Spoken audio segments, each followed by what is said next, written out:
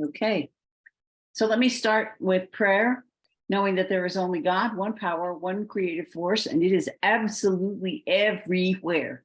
It is in this moment, right here, in this circle, in this group. Even though we are miles apart, we are right here together in the oneness that is God. And so I know that each and every person that hears this conversation does so and gains something out of it that they might not have had otherwise.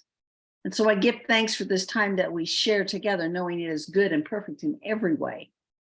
And I release this prayer into the law that says, yes, knowing it is done. And so it is. And so it is. Okay, let me see if I can. Oh, it is. Thank you. Go back to the idea that we are standing in the middle of Stonehenge. This is what Reverend Lane was talking about. And apparently it was in the thing for everybody to talk about. So we're just coming to the discussion later than everybody else that did it on Sunday. We're standing in the middle of Stonehenge, and all of those big stones, all of those big rocks are obstacles that are around us. They are the circumstances around us of which we're standing in the middle of. And many of them, not necessarily all of them, but many of them we have put there. And they're things like, I don't have enough money. I can't afford it. Money is tight.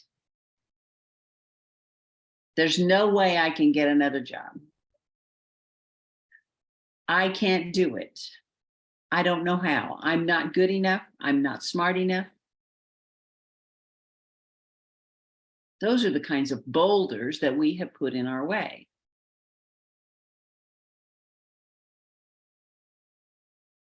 So the idea then is, how do we get out from behind all of these boulders? Now, if you're at Stonehenge, you know that there's a way for you to walk between them because they're huge boulders, but they're not exactly tightly clumped together.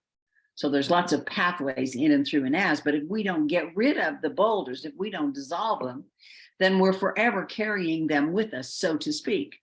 And when we get into the next set of circumstances, those boulders are still going to be there.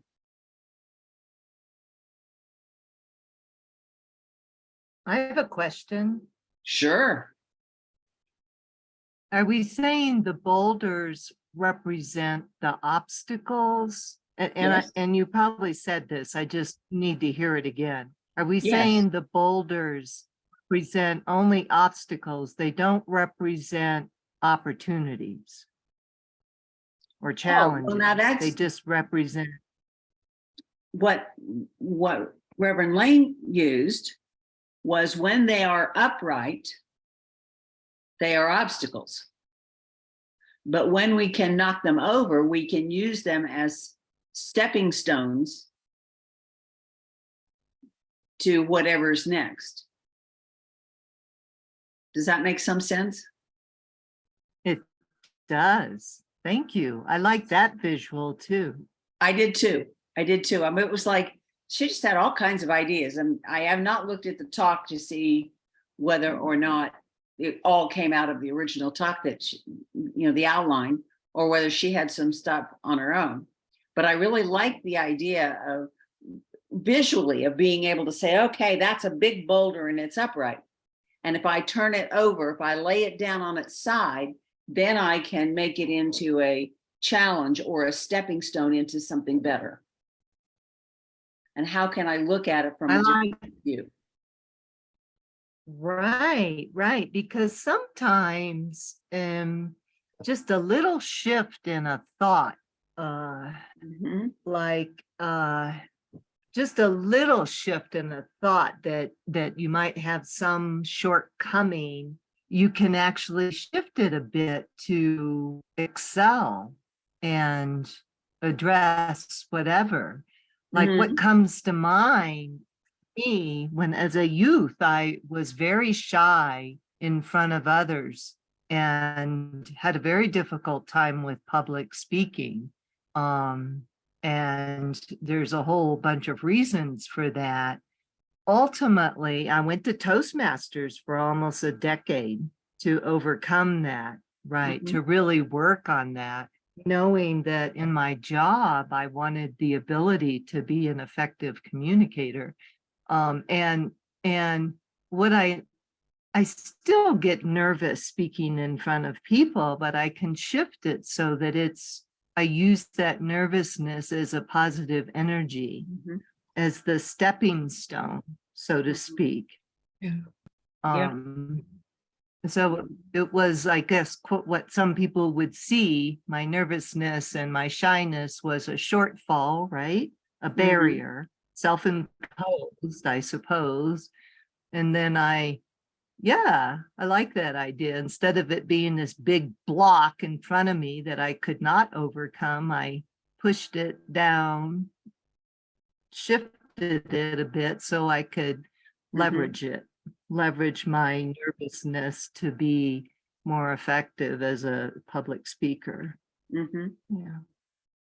I think it also represents that you end up in some way using the obstacle as a springboard, whatever that obstacle was, and learning from it and using it to help you go forward.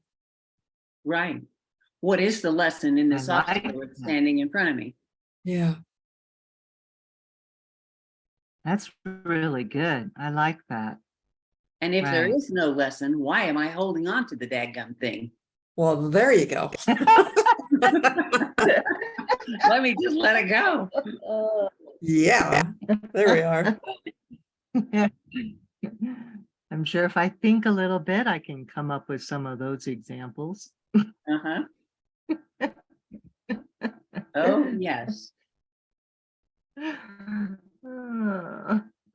Boy, I'm not good at pulling up examples like that of thinking of those things. They kind of disappear once I go past it. Mm-hmm. It happens, especially if you're juggling a lot of different things in life. It's hard sometimes. Mm-hmm. But that's a really good visual, that big old boulder, big old block stone in front of you. It's impassable, seemingly. It truly is.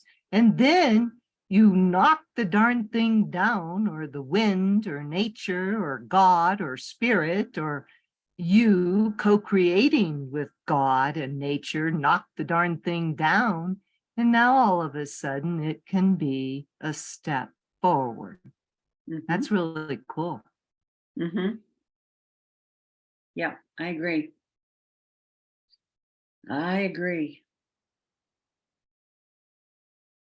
So the question becomes, when we're looking at the obstacle, when we're looking at, I don't have enough money, I can't afford that. How do we get from that great big boulder that's in our way to a place where, oh, I can do that. It's okay today. Money is easy, money is easy to come by, or I have more than enough. Because when we're faced with the big boulder, the tendency is to go back to the script that created the boulder in the first place. Mm-hmm. Yes. And we're allowing the boulder, whatever the obstacle is, to become more powerful than what we are. Right. Or more powerful than what the truth is. Right. More powerful than we think we are. Yes. Because we know Yes. we are more powerful than the boulder, but that doesn't mean that in the ego brain doesn't say that. The ego brain says, nope, that's a big boulder. You can't go there. Yeah, in a way, we've almost solidified a belief that is just a thing that we can heal or move on from or change. Right. Yeah. And it's fascinating to me to look back at those bits and pieces in my life where I thought that, I was never going to make it, or I was never going to make it to this or that or whatever, and look back at them and go, I did that, but when did I do it? Just Yeah. in my day-to-day stuff, passed through whatever that wind was that knocked the boulder down, not necessarily even paying attention, and all of a sudden it's gone. It's a step, and I've moved on to the next step. So that boulder is not there in the strength that it was before. Yeah. Or when we take the power back and we're working from our truth and what we heal Right. from the old core beliefs, I have this image that we've taken the power back from the stone, and it almost just kind of crumbles and falls right down. Yeah. That's right. I love that. And what I had envisioned, I'll use your words, I hadn't thought of it that way. I take my power back, and my vision is all of a sudden I became huge. Oh, And the big boulder became a little pebble. Well, that's an interesting visual as well. that's very good. And yeah.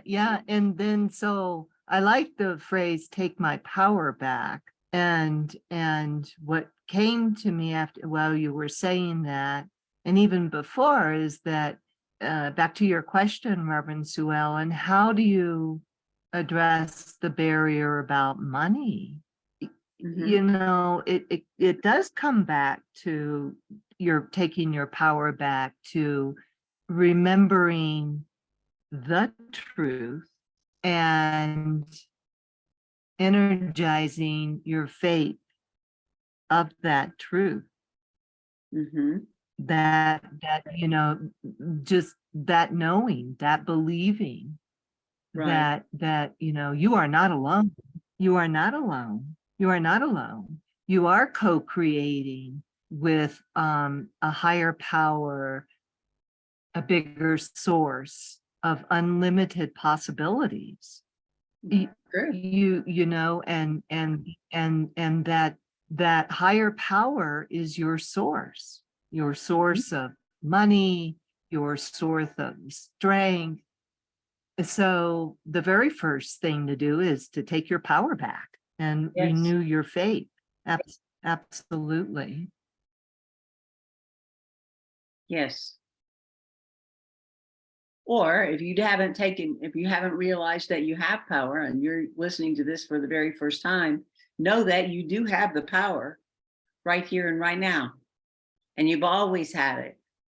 So it's believe in yourself, even if it's just an inch more than it was yesterday, that you are a bigger person today, more in alignment with God than you were yesterday. And believe that it's only getting better. Not that it's getting worse, that it's only getting better.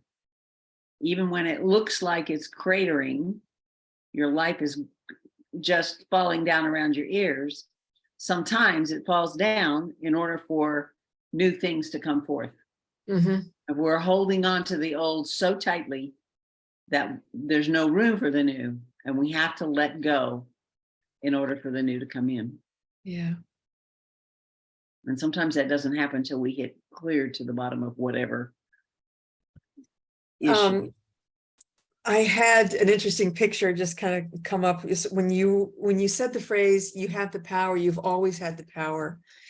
And I was right back in The Wizard of Oz, right at the end where Glenda is standing behind Dorothy on the platform and has her close her eyes. And she's like that invisible voice speaking to Dorothy saying, you have the power, you've always had the power. And she's doing her little wand behind Dorothy's head. You've always had the power. And it's all, and she was that voice in Dorothy's head that, allowed her to go home. And Dorothy could have gone home. Dorothy could have done the thing at any point if she'd been aware or awake.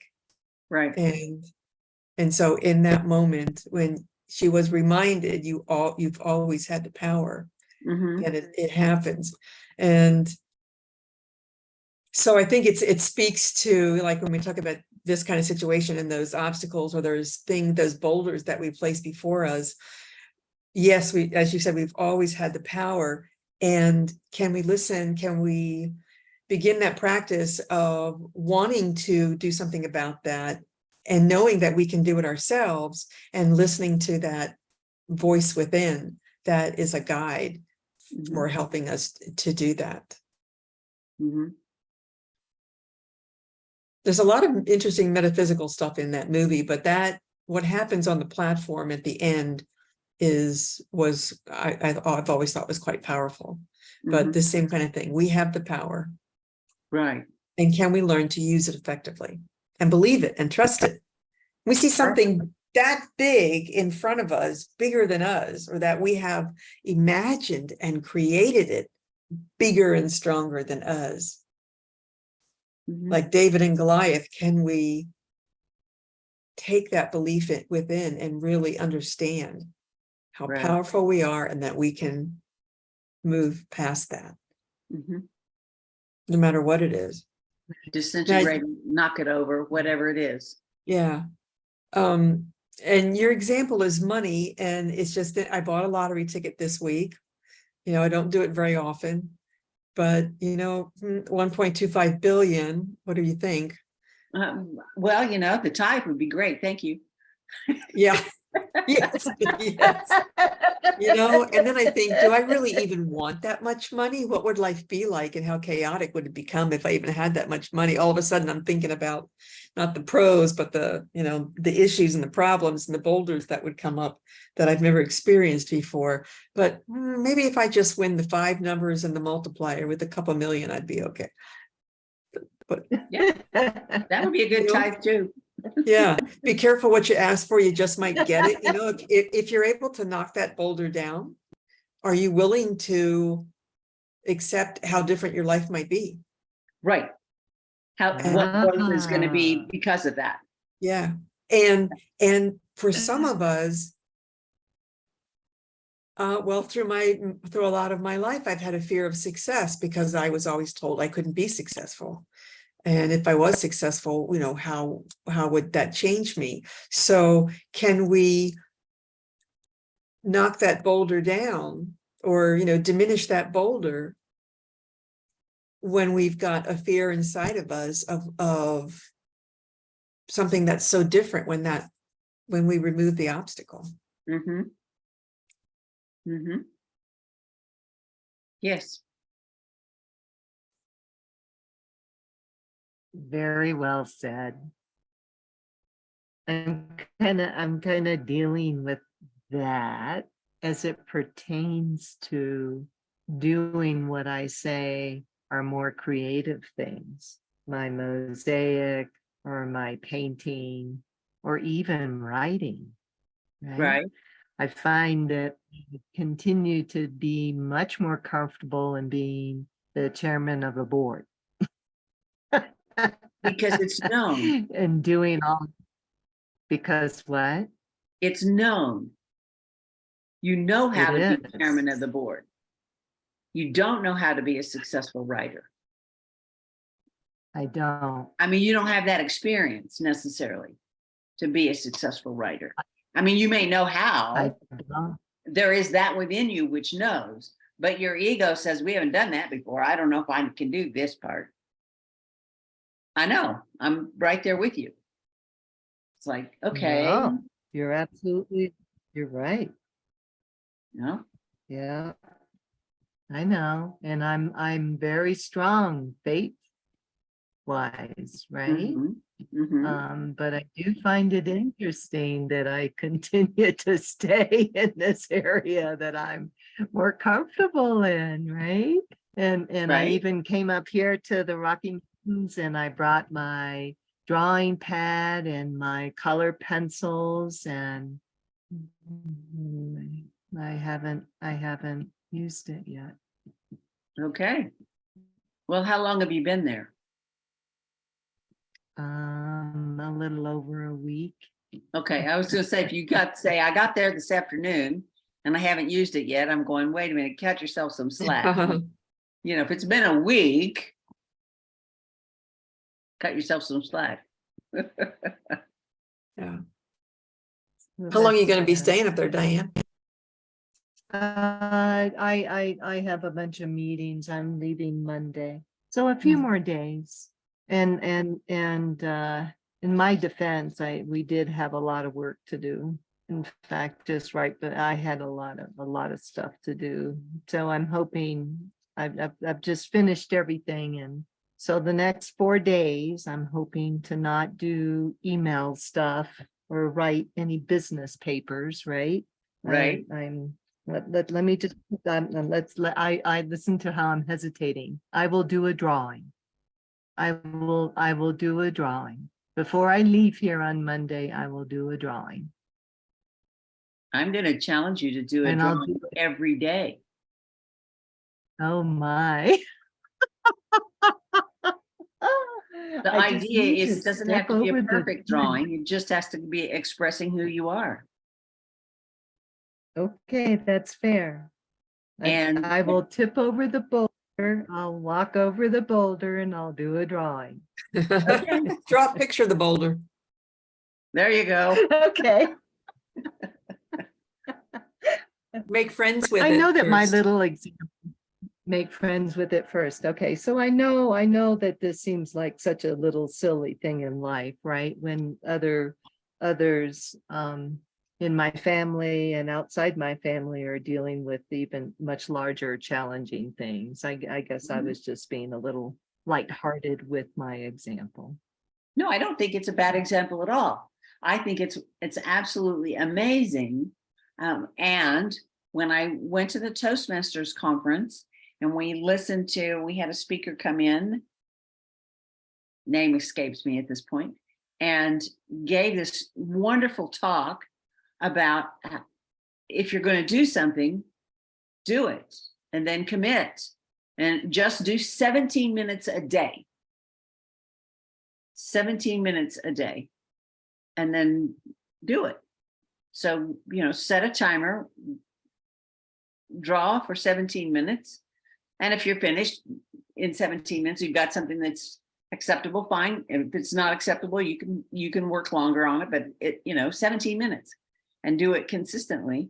And that's been an interesting piece in that I chose to write and then chose to write letters to my granddaughter. And I started with this 15-minute or 17-minute was his deal and timed it. And then sent, and when I was through writing my letter, I took a screenshot of the stopwatch and sent it to my accountability partner, and got in the habit of doing that every day. And we're at letter number 92, went out this Whoa. morning. Ah. So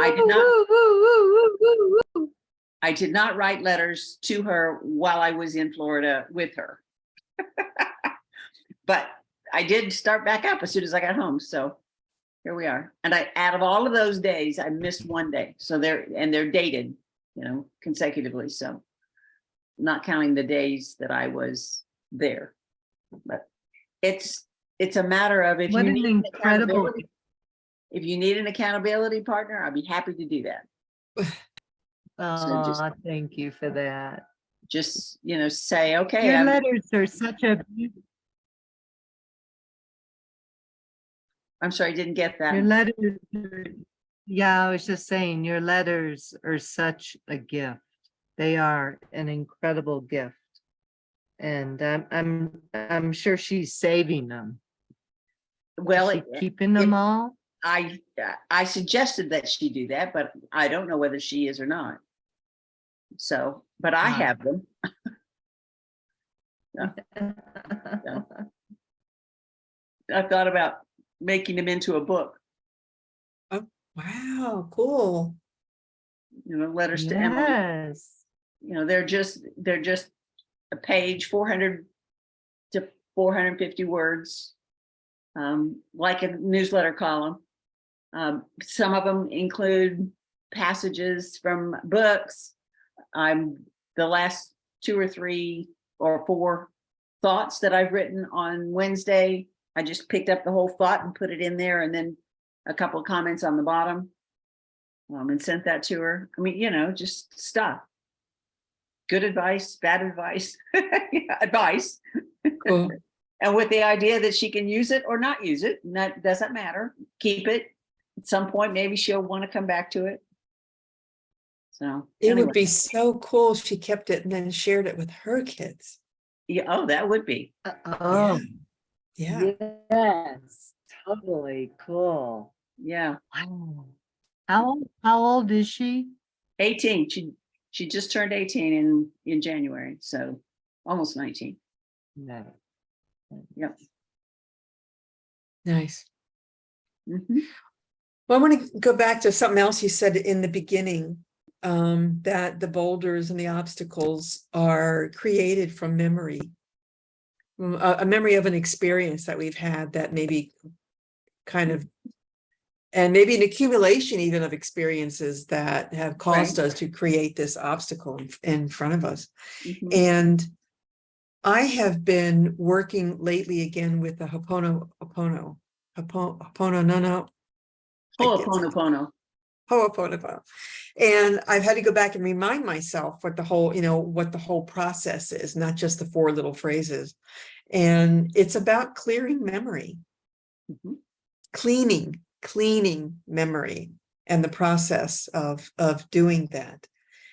And I think when I first read the book, it was about, the one, I have 2 books, and one of them was from, I think, Hugh Len, but I can't find that one, or somebody that knew him. And the other one I have is the one by Joe Vitale. So I've been going through that one because I've had that one I can put my hands on right now. And it talks about even working for money and finances, for anything in your life, about that. But how interesting to have this obstacle in front of us, and this big boulder, whatever it is, this big thing in front of us that we can't seem to move past, but it feels innate.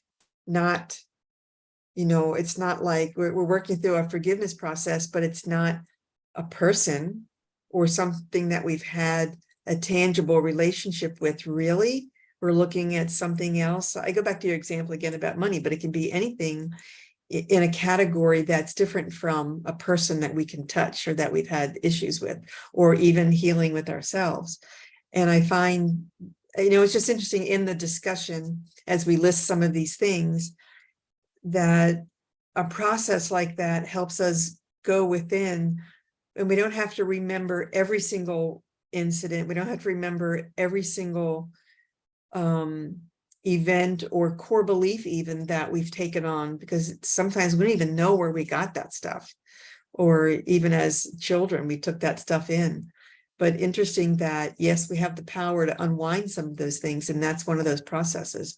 And I've really enjoyed working with it, because I think this time, as I'm doing it, I'm taking it in at somewhat of a deeper level than I've done before. Mhm. When it's funny, you do things over and over again, and you realize that you do kind of work through some barriers. And I didn't realize that I'm at a point where I've got almost a sensation or a feeling or some kind of dropping into some other place when I do this work now. Mhm. Yeah, that's just been very interesting. Mhm.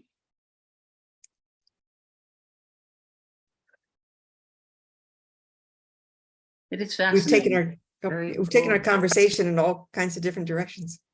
Yeah. Yeah, but it's all related, because Mhm. there's different ways, different methods that we each individually use to address the boulders, right? Yeah. To find out first and foremost, what are they? Are they, Right. and what's causing them? But there's just many different ways to address them. Mhm. Yeah. Yes. Right. I'll Lot- probably look at Stonehenge very differently now. Yes. Yeah, I've never been there. I haven't either. Have you been there? I have I been have there. I have been there. Oh, And can't get close to them anymore. They have them fenced off because people were damaging the stones. But they were, I mean, I was there 30 years ago and they were fenced off then. So, Oh, but they're huge. The boulders are absolutely huge. like 2 stories or 3 stories or I'm not gonna that big? say, I'm gonna say 2, but I don't know that for sure. But they're, Sure. you know, you can go look the stats up and see, but we're way taller than me and much heavier. And just imagining them putting because they're like the symbol pi shaped, 2 upright pieces and a bar across the top on some of them. And so Oh, it's the pieces on the top are just as big as the pieces that are upright holding them up there. So it's like, oh my gosh, how did they possibly get them? I mean, nowadays we just have a crane, you just pick it up and put it up there. But how did they do that in those days? And I'm not even sure. I guess we probably do have cranes big enough to do it, but they're really big.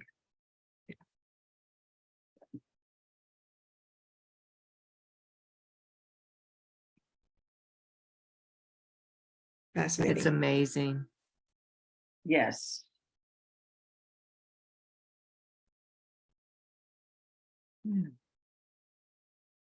Good discussion. Yes. Really good discussion. Yes, the visual that you provided, because that helps, right? And then the Uh-huh. examples of the different ways we can deal with the stones, the barriers, and Mhm. yeah, good discussion. Thank you very much. I feel I liked it. I appreciated it. It's another tool. Well, and A and a visual piece tool of that it we too use. is recognizing when we see a boulder, when we hear ourselves say something. Oh, I can't do that, Yeah. or that's not going to work. Okay. Yeah.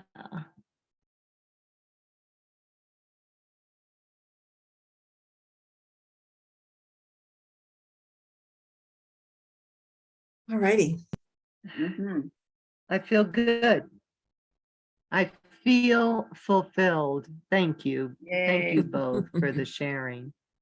Sometimes the spontaneous conversations are just as good, just as fun. As I agree. Yeah. Totally. Cool. I thought maybe I could quickly look up Stonehenge on my iPad and see how big the monuments are, but it is not getting me there. That's Here we okay. go. 2 stories. I mean, that seems to make sense, it's Each bigger is than a around house. 13 like- feet high, 7 feet wide, and weighs 25 tons Whoa. each. Oh. Wow. Yep. I wonder how in the heck they did do it. My goodness. Yes.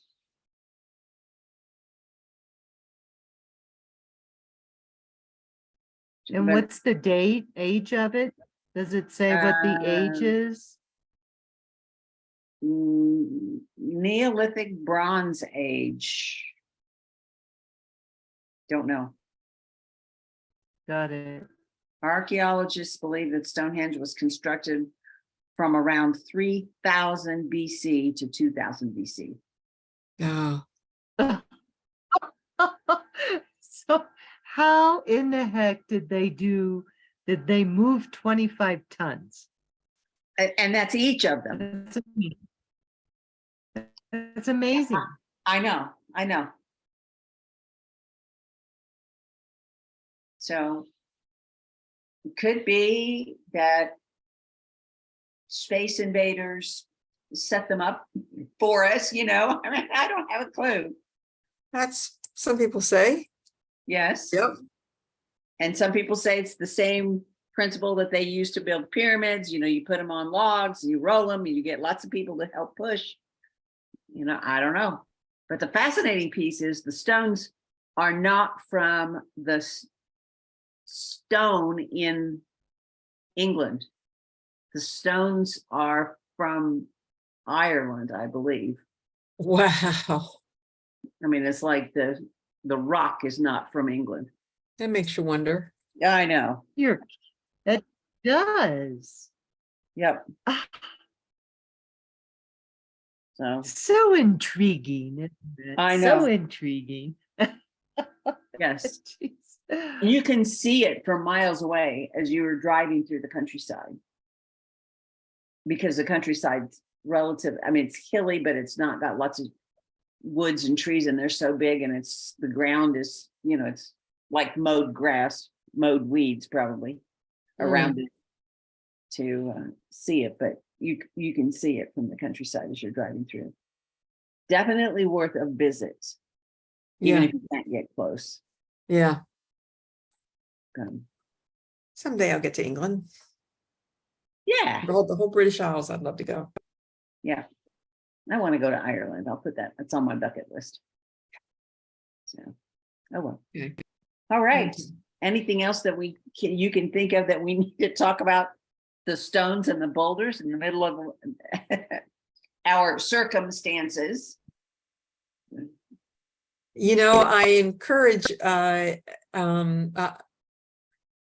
even like a meditation someone could do, or a visualization, standing in the center of Stonehenge and even looking at each one of the stones and naming them for something in their life that has been in the way. Oh I don't even wow. want to use the word obstacle, but just something that's been in the way of a path, or a journey, and a growth, and doing the work to knock it over or dissolve it. Nice. It Interesting. would be a good meditation. Yeah. An interesting piece would be to see how many, to actually look at the photos, aerial photos, and see how many standing stones there are. Uh-huh. And how many standing stones are standing stones with the cap on them, because some of them don't, some of them are just standing there. Yeah. To be interesting to look at. Very good. Yeah. Thank you, Suellen. Cool. Okay, well, Yes, thank you. thank Lane. you. Thank you. Reverend Lane did that. So, oh, wow, okay. So the number tonight, if people are listening and watching and would like to Donate. donate, I have to pull that up myself.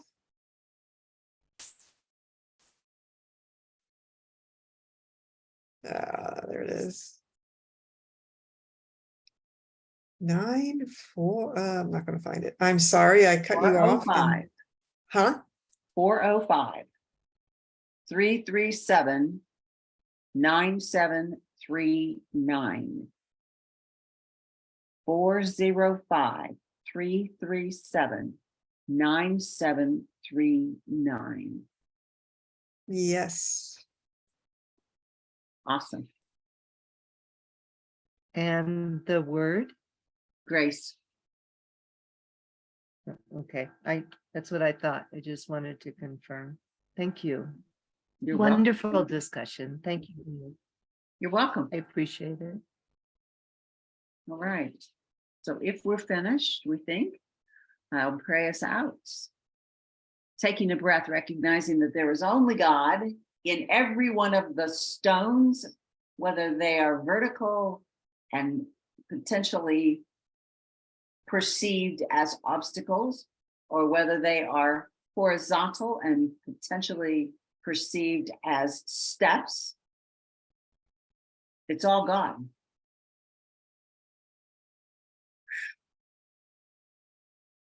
And so if I look at life as all God, and when I notice that there are obstacles in my way, what I perceive as obstacles, and I stop and I look at it and I say, there's only God. This must be God too. How can I change my perception of God to include this or of this obstacle? How can I change my perception of this obstacle to be God? How can I change my perception of not enough money to actually be the truth that God is all there is and there is more than enough money to go around?